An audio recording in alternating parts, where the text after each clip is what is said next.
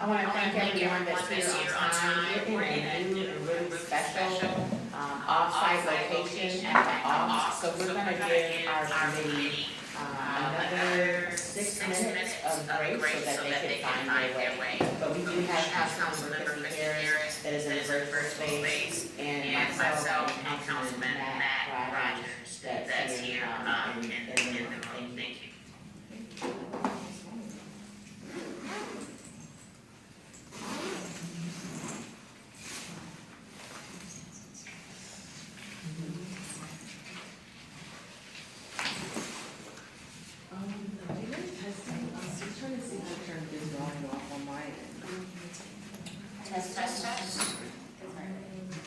Let me just keep speaking. Everyone remembers that Juneteenth is right around the corner. There's a beautiful community parade that will happen on June 21st down Dodge Avenue.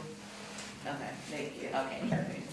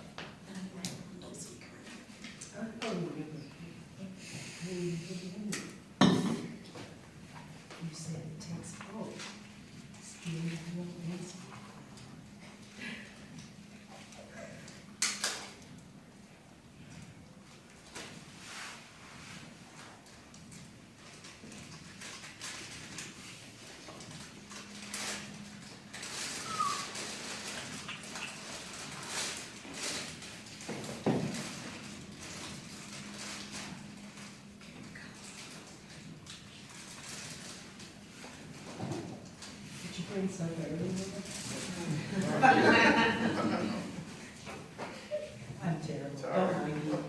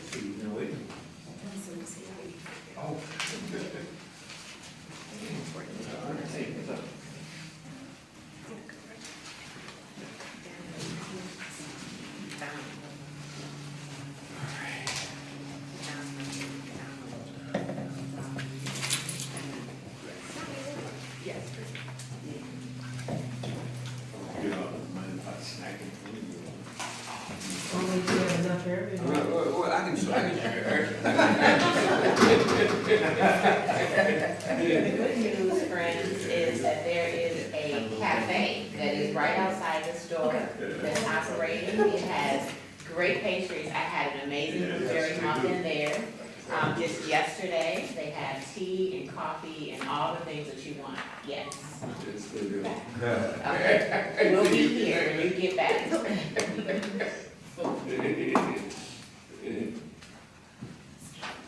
Tell Tiffany I said hi.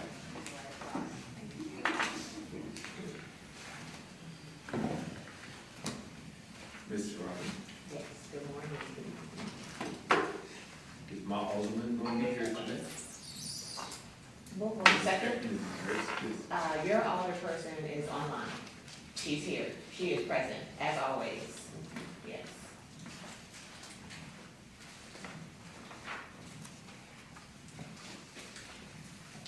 Did we get any additional committee members in the virtual space?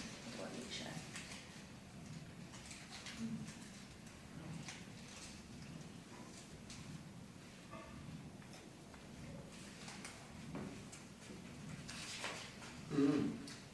It's good, right? Walnut maple something. Got walnut maple. Can't tell with the bread. It tastes like it's got blueberries in it. It's a nice muffin. Thanks for sharing.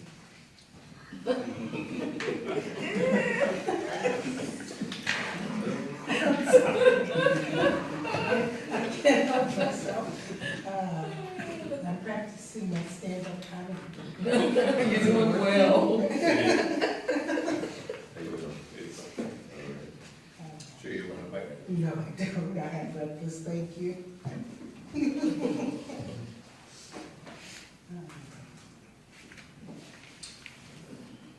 know, plus that people kind of. You want to and these shakes? Sometimes. I tell you.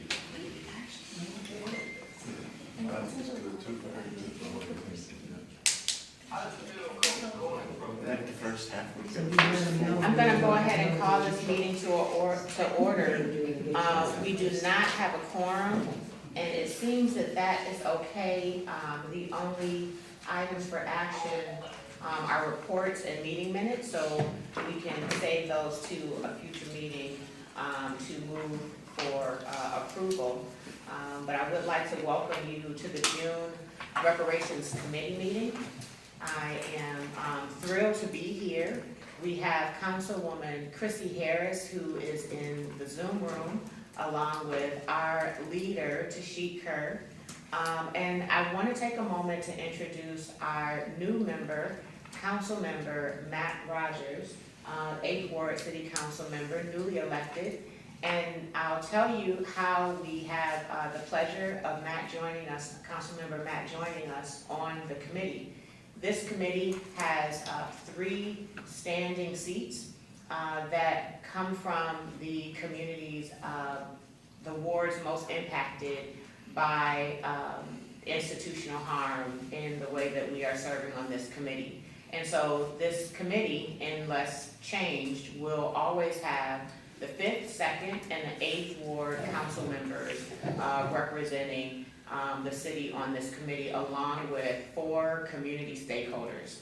And so, as you know, we currently have myself as a community stakeholder, committee member Carla Sutton, and committee member attorney Claire McFarland, and we have an open seat. So if there is any interested community members, stakeholders that have unique interests, expertise, enthusiasm about the work of reparations, please do apply. You can do that at thecityofevanston.org.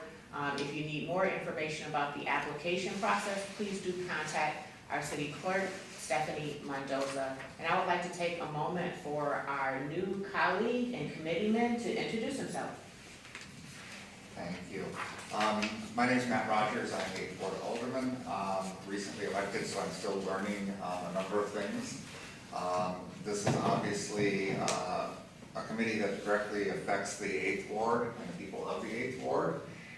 I'm here to learn, serve as an ally, do what I can to help the people in my ward and throughout the city who have been harmed by racial segregation issues, and do what we can to correct those in the best way that we know how and that we can with what we have. So thank you for having me, and I look forward to working with you all. Thank you. We've had incredible leadership out of the 8th Ward on this committee, starting with Alderman Ann Rainey, who contributed so much, and continuing with Councilmember Devon Reed. Next, I would like to share a community update, one that is difficult for many of us in Evanston. And really, I should be celebrating. We're celebrating a long, beautiful life of a beloved community member, friend, auntie, mother, colleague. You've heard me refer to her many times as Mother Wetlow, and it is Sharia Lois Wetlow. She is a longtime member of Mount Zion Baptist Church, longtime dedicated usher, longtime employee at New Trier High School, and she really personifies who we aspire to be as a community. Mother Wetlow truly personified our desires as a community. She was so supportive and present and pure and selfless and enthusiastic. She was also known as Paparazzi, named by Kim Holmes Ross, and she had many names. And I am touched because she was very, very special to me. Never missed a thing. I last saw Mother Wetlow in the community at the last Reparations recipients dinner.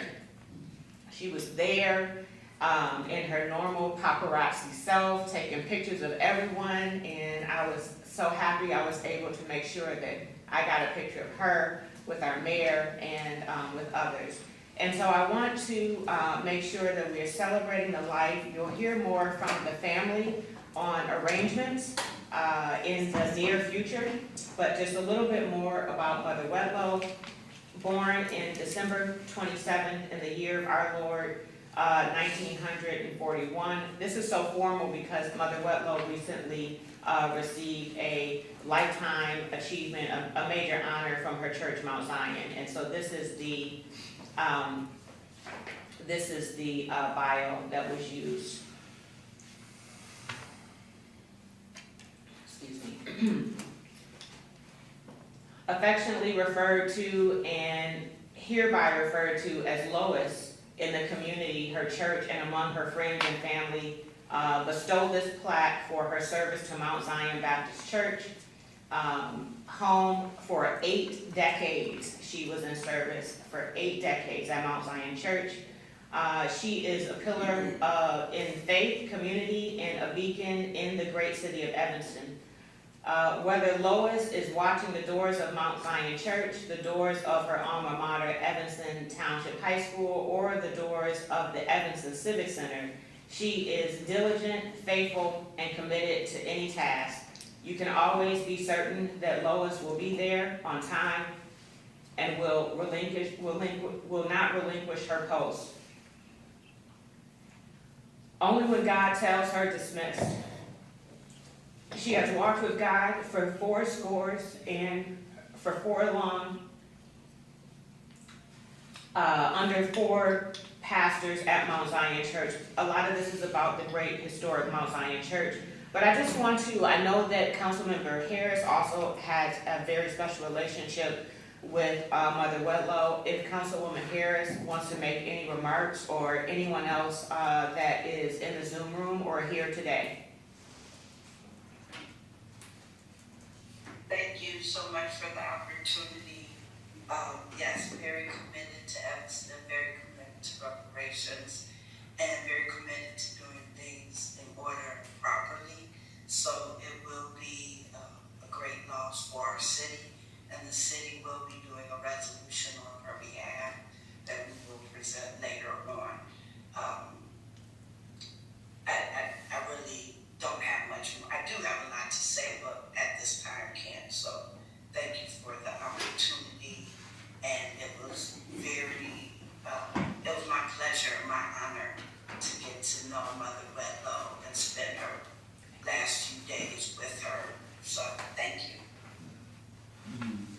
Thank you.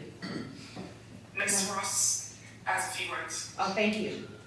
Good morning, and thank you for lifting up Ms. Ludlow, aka Paparazzi. She will be sorely missed in this community. What a light, what a light. We will be celebrating her life next week. As Robin said, we will release the family will release the dates, I believe on Monday. So we will make sure the community receives that. But just know she's such a dependable, steadfast person, just so loyal to this community, to this town. She loved Evanston, and she was involved in anything you can think of. She was there, and any ask you even had, she would provide. So thank you guys for lifting her up this morning, and we're going to continue to pray for her friends and family. Thank you.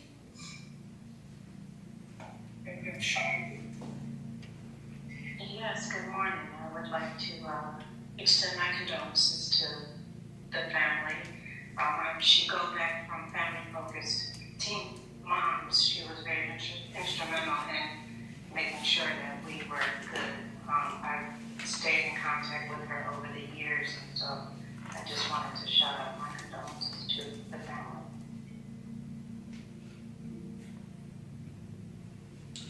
Thank you for those additional remarks, and may the community please keep Mother Wedlow's family and her loved ones in your thoughts and prayers. We're going to move on, and Mother Wedlow would be really thrilled for this next agenda item 3. This work is not done without support.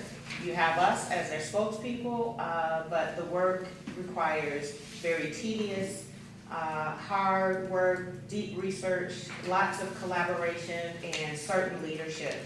And we've been fortunate to have Tashik Kurt as our leader, and her partner in that and support has been Ms. Damilola, who has supported as our reparations intern. We want to thank you for the incredible service, your commitment, your energy, your expertise, all of your innovation and ideas. I hope you don't think that any of it has gone unnoticed. We know that it's not possible to do the work without your partnership, your leadership. And so I want to thank you. We're going to present you with something, but first if you could just give a couple words to the community and let them know what's next. A few words as well. Okay. Do you want to go? Yes. Oh, yes.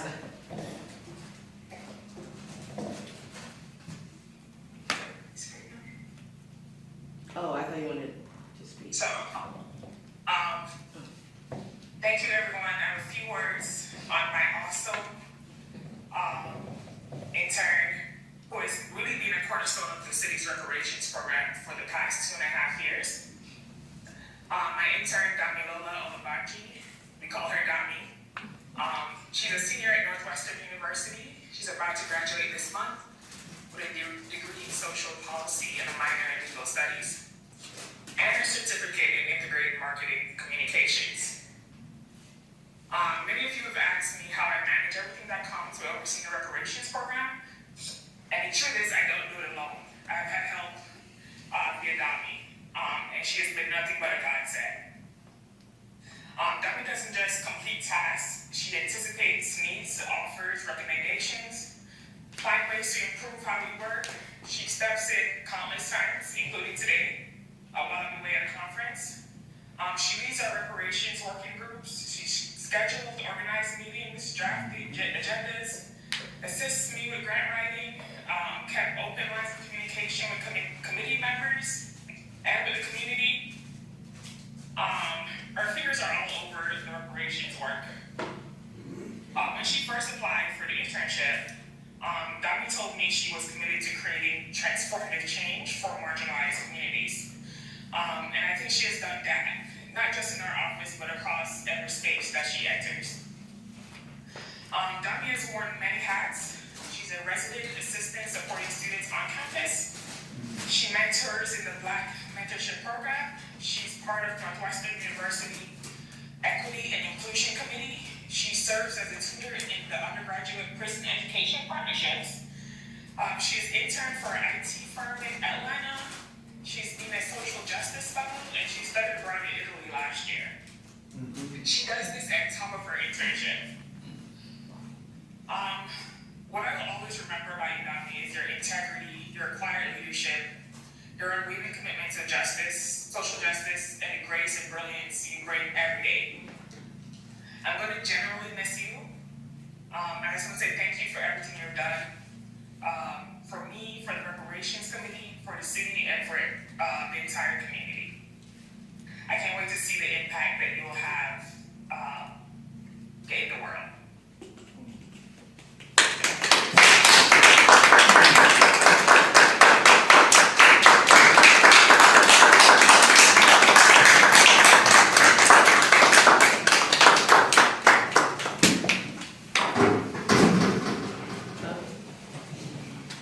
Thank you very much. Sorry, can you guys hear me? Can you talk a little? Yes. As Tashik shared, I've been here for about 2.5 years. I started working back when we were at the Civic Center my sophomore year of college, and I'm now a senior, graduating next week actually. My time at working with reparations with the city has been amazing. I love being able to speak with community members in a way that I would not have been afforded to just being a student at Northwestern. While Northwestern sits within the bounds of Evanston, it isn't Evanston in totality. So being able to interact, especially with Black Evansonians, and even like the opportunities to learn about the history of Evanston, like going to Shorefront, looking through archives, that is something that I will never take for granted, and I hope that everything that I've learned here, the people that I've worked with, I continue to connect with and to grow upon that. So thank you all. Thank you.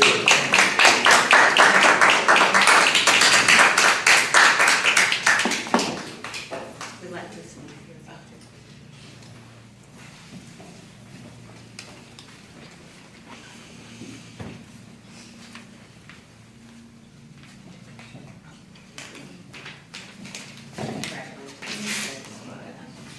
So proud of you.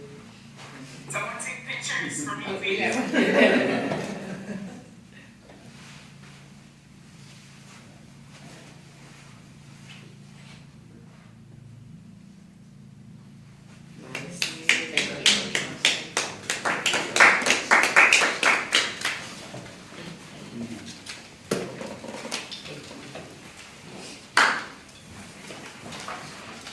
Just wanted to say that I really know that I appreciate working with her, really working for her, because she did a great job of keeping me on task for a number of items. So, Donna, thank you so much, and I look forward to reading about you somewhere in the papers doing some amazing things.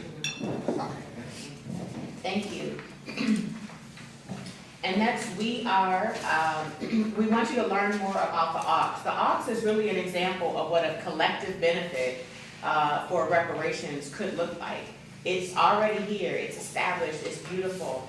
It is a wellness space. I'm hoping that an actual AUX representative will come to properly tell you about the great services that are here, all of the wellness components, opportunities for entrepreneurship. It's just so beautiful, and it is Evanston grown and Evanston supported primarily from my understanding. But we have one of the thought leaders behind this incredible project here, Ms. Tiffany Holmes, and I'm gonna let Tiffany tell you all about the AUX. Thank you. Good morning. Good morning. The AUX is, They want you to get in front of it. Oh, Good. okay. Yeah. No problem. This one. Okay. Good morning, everyone. Is this better? Yes, we have 41 folks online. Okay. Good morning, everyone online. My name is Tiffany Holmes again. I am one of the co-developers of the AUX and owner of the AUX Wellness Collective, one of the businesses in the space. This is a 5-year labor of love but for us who have been in Evanston over 40 years now, this is just an extension of what we've experienced growing up here and what we've tried to live in our lives before we got to this point. The OFS is now an $11 million project that has taken an abandoned warehouse and completely gutted it and rehabbed it into the space that you see today. There are 8 Black-owned businesses currently in the space, and we focus on all things wellness, so from the Laundry Cafe to the Office Wellness Collective to Embrace Your Crown, to Common Collective, Studio 8, I'm going through, Wintrust Bank is in here also, they're not Black-owned, but they are our partners in economy. Sunshine Enterprises is helping build and scale the businesses in here. Chicky's Kitchen Creations, Better Meats and Wellness is our newest tenant. And what we're creating a space for the community to come and heal itself, whether that's getting clean laundry so that we help mitigate some absenteeism issues for students in school, and disease spread by carrying germs on our clothes, to hair care, which is scalp care. They also do esthetician services, so like skin care, wellness, where we've got a mental health therapist that subleases space together and through, as well as the various offerings that we have for group fitness classes, personal training, health coaching, and more. This is a space that we want the community to come and heal community also. There are several gathering spaces here where people can come and connect over a cup of coffee or lunch. I like to think, and we've heard, that most people come in and they feel the warmth and the welcoming as soon as they grace the entrance. And so we are creating what we say we are in Evanston, a place for people to heal and be well. Thank you. Amazing, congratulations. Please do support. Yes, I wanted to say, it's in the second ward, and we're very proud of this project. So looking forward to it being successful and people participating. I'm in a hotel lobby, so it's really busy here right now for the conference. But we're very excited about this project in the second ward. So thank you. Yes, thank you. And next, we have an update on our economic development harm report by Dr. Twyla Blackman-Larnell. Dr. Twyla, she had a card trouble this morning. Okay, so we're gonna move on. And next, I'm gonna remind everyone that you can apply for the Reparations Committee. We're gonna move on to, we're actually gonna skip A also, because that, I would imagine that's for Dr. Twyla. One thing for the, I'm gonna try to put the flyer up here. Okay. If people can see it. Perfect. So you can keep continuing. Okay, perfect. So look for a visual to pop up soon. Please scan it. We still need more input on this business climate survey so that Dr. Twyla can, serve us well. So please do share this survey. And then we have Tashik. Are you able to do the direct descendant reparations disbursement update, or did you want me to just share? Yeah, I'm able to. Okay, perfect. Thank you. This year's cohort of 46 recipients. I met with everyone, and out of that cohort, pull it up. The total direct descendants thus far is 126, and I've met with 116. They have made their selection and have received their benefits. There's 10 recipients remain in progress. 3 require additional documentation. So I know one person is doing power of attorney, and we have a small affidavit pending. 4 individuals have requested more time. 3 are unresponsive, but I think I did get in contact with them, so it's not that I can't reach them. But I'm just waiting their return calls. And I have 3 this week that I've reached out since doing this report. In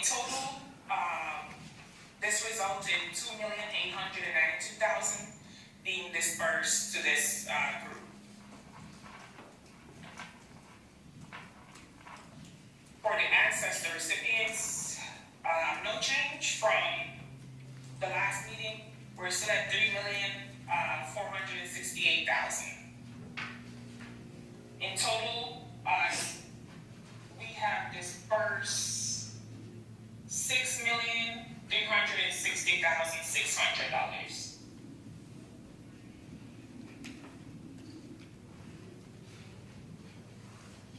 Thank you, Tashika. Is there any discussion, Matt? Do you have any discussion? If you wanna go right into the financial report? Yes. So as of June 2nd, the city has received $55,956 in donations to the Reparations Fund, and we have received the $1 million has been transferred to the Reparations Fund. This comes from the real estate transfer tax. And this was transferred in May of 2025. Incredible. Any discussion on that? Awesome. Thank you, Tashik. And next, we actually have public comment. So we have one signed up for public comment. Tashik, please let me know if there are any additionals, but if Nicholas Bounds could unmute yourself and share your public comment. It's not online. Oh, it's not online. Okay, so is Nicholas Bounds? Vanessa, would like to have a public comment.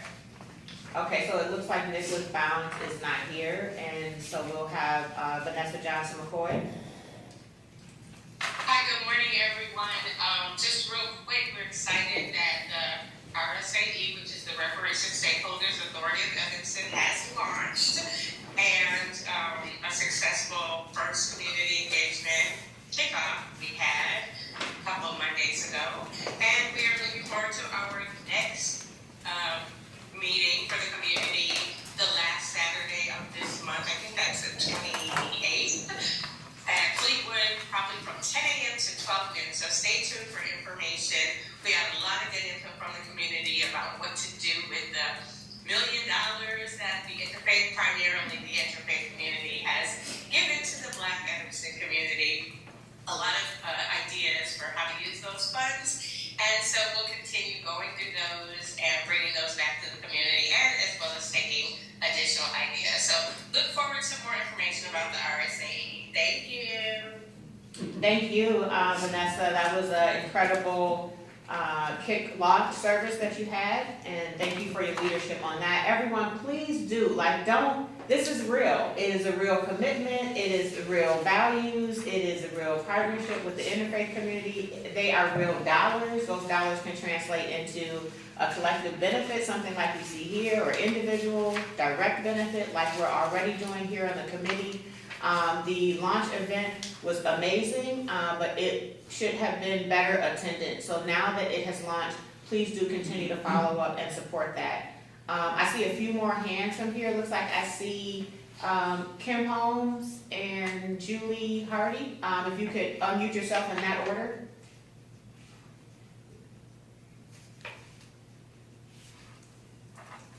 Or are those old hands, maybe? No, Julie?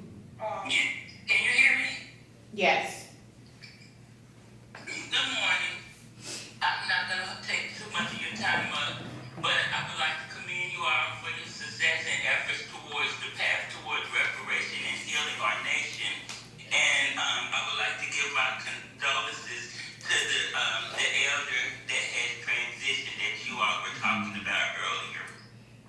Also, I just have one question I want to ask you, because Ms. Tashik, I don't know if I'm pronouncing her name correctly, but she said she'll get to my other questions later, because she's in a conference, which I understand. But I just have one question. Can you let me know, for your committee to study and research the cause and effects of slavery and racism, etc., how much money did it take for you guys before you all actually start giving out reparations to do your study and research? How much money did it take, if any, to do your research and come up with your findings?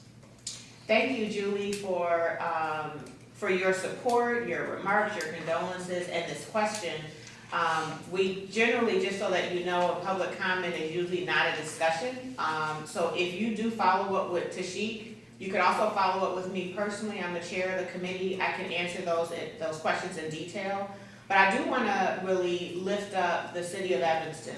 Unlike other organizations or localities that struggle and debate about how will we fund the study and how will we fund the work, the city of Evanston itself began the work without those barriers. Our city manager's office, all of the city manager's offices have been in support, our mayor, our city council. And so we had the support of, as you've heard, Tashik Kerr, who comes out of our city manager's office. So we don't have a specific budget in the way that you hear other communities need $1 million or $500,000 before they could start the work. This work is aligned with our values here as a community, and it started in that way. But I would love to talk more with you offline in more detail about that, about the question that you have. Thanks so much, I appreciate you. It looks like I see Miss, I don't know if Kim had a new question, but now I can see Miss Tina Payton and then Tracy Richardson, if you can unmute yourself in that order. Hi, good morning, can you hear me? Yes. Hi, good morning, everyone. Happy Juneteenth month.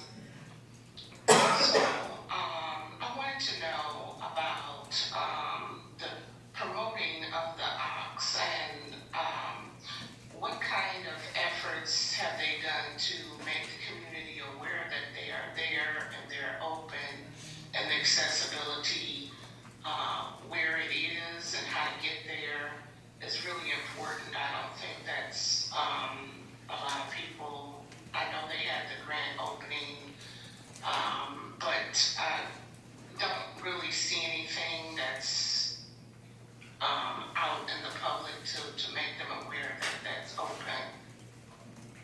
Also, I was wondering why Winchester Bank or Wintrust Bank was there and not Liberty Bank, and is there a plan for Liberty Bank to be in Evanston? I know Miss Wendy talked about coming to Evanston, and it's very important to have accessibility to that bank. It's very far, and I wouldn't necessarily have an account there because it's too hard to get to. She talked about a satellite location, so I hope that's still something in the purview of this committee. And also, any updates of how many people have accounts there or loans, which I have asked about many times because it's important to know, are people being able to access that bank because of its location? So I would like to know, is anybody getting any grants or help? Black businesses, I know that was kind of part of the study that you all were looking for, but I wanted to know if reparations was happening, any black businesses get started here in Evanston, and if that has happened, how much has anybody received? And my last question is the Ox still currently owned by a white person? Thank you. Thank you, Ms. Payton. I'm gonna answer just a couple of these questions. I will follow up with Wendy to invite her to come to a future committee meeting so we can get a report from her. I don't know how much she can report on accounts and account status, but definitely will request she gives a report about the partnership here with the city of Evanston, and if there are any updates regarding a satellite location of Liberty Bank.